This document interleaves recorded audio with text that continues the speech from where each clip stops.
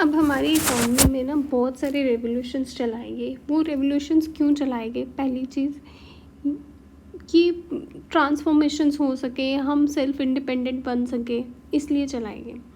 और sudden change आए, हमें इम्पैक्ट अच्छा हो, हमारी इकोनॉमिक ग्रोथ अच्छी हो, इन सब के लिए। सबसे पहले चला था ग्रीन रेवोल्यूशन। कब चला था? 1960 से लेकर 70s के बीच में।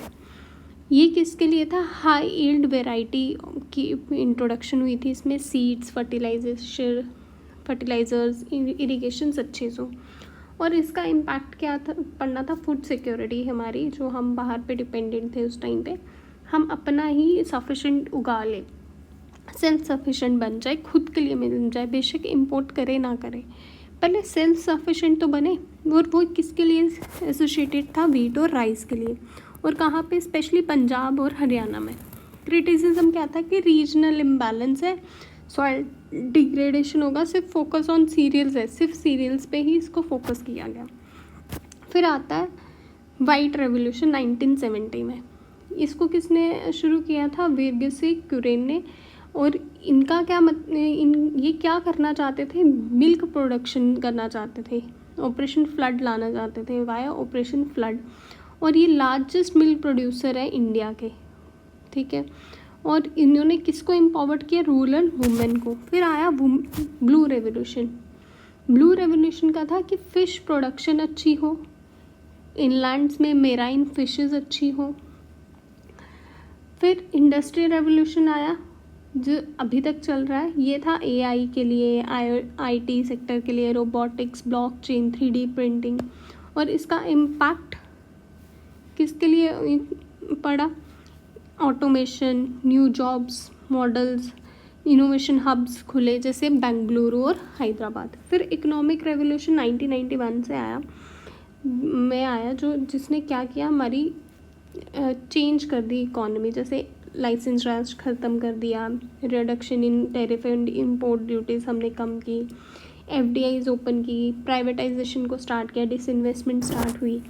और इसका इम्पैक्ट क्या हुआ? हमारी जीडीपी ग्रोथ अच्छी हुई, एमर्जेंस ऑफ मिडिल क्लासेस अच्छा हुआ, सर्विस सेक्टर एकदम से बूम किया। और रेवोल्यूशन ऑन कलर्स। अब कलर्स के बेसिस पे जैसे ग्रीन है, वो किसकी बात करता है? एग्रीकल्चर, वीट और राइस की। और किसने स्टार्ट किया? MS स्वामीनाथन। फिर वाइट रेवोल्यूशन मिल्क और डेयरी प्रोडक्ट्स विर्गेस से। और फिर ब्लू रेवोल्यूशन फिशरीज और एक्वाकल्चर, हीरालाल चौधरी और doctor Arun Krishnaswamy. Yellow revolution oil seed production के लिए और Sam Pitroda. Pink revolution onion and meat production के लिए Durgesh Patel. Golden revolution horticulture, fruits, honey और spices, Nirpakh Tuteja. Silver revolution egg और पोल्ट्री प्रोडक्शन के लिए इंदिरा गांधी के एरा में स्टार्ट हुआ। ब्राउन रेवोल्यूशन लेदर प्रोडक्शन और cocoa, Hiralal Chaudhary. Black revolution petroleum and crude oil production के लिए, ये लिंक्ड है ऑयल इकोनॉमी के साथ। Red revolution meat and potato production, Vishal Tiwari. Round revolution grey revolution fertilisers and chemical industry, focus on soil health. Round revolution potato production not clearly अभी तक attribute नहीं है। Golden revolution jute production, traditional east India company based industry पे। फिर evergreen revolution sustainable agriculture होनी चाहिए, MS Swaminathan, जिन्होंने किसको फॉलो अप किया था? ग्रीन रेवोल्यूशन को। रेनबो, इसमें क्या है? फ्रूट्स और वेजिटेबल्स की बात हुई है। Multi sector reform modern farming के बेसिस पे है। IT revolution technology and service sector, ये कब आया था? 1991 में, जब इन्फोसिस और TCS कंपनीज आई और इसमें हमारे लिबरलाइजेशन आई थी। फिर जेनेटिक रेवोल्यूशन, ये बायोटेक्नोलॉजी में GM क्रॉप्स, इसके ऊपर भी हम एक वीडियो बनाएंगे। Genetic engineering. Silver revolution cotton production, और ये लिंक्ड किससे? टेक्सटाइल से। अब जो डिजिटल रेवोल्यूशन है, ये हम देखें तो आधार, UPI जैसी फाइनेंशियल इंक्लूजन्स हुई है। फिर भारत डिजिटल मिशन गवर्नमेंट ने स्टार्ट किया है, जिसमें से गवर्नेंस अच्छी हुई हमारी। ONDC open network for digital commerce, new commerce model आया। इससे इम्पैक्ट क्या हुआ? डायरेक्ट बेनिफिट ट्रांसफर्स हुई, रिडक्शन हुई किसमें? करप्शन में।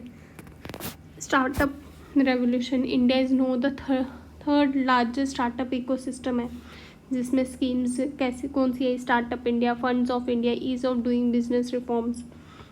इम्पैक्ट क्या पड़ा, एम्प्लॉयमेंट जनरेशन, इनोवेशन अच्छी हुई, यूनिकॉर्न राइज हुआ हमारा। इंफ्रास्ट्रक्चर रेवोल्यूशन में पीएम गति शक्ति, भारतमाला, सागरमाला, उड़ान, नेशनल लॉजिस्टिक पॉलिसी।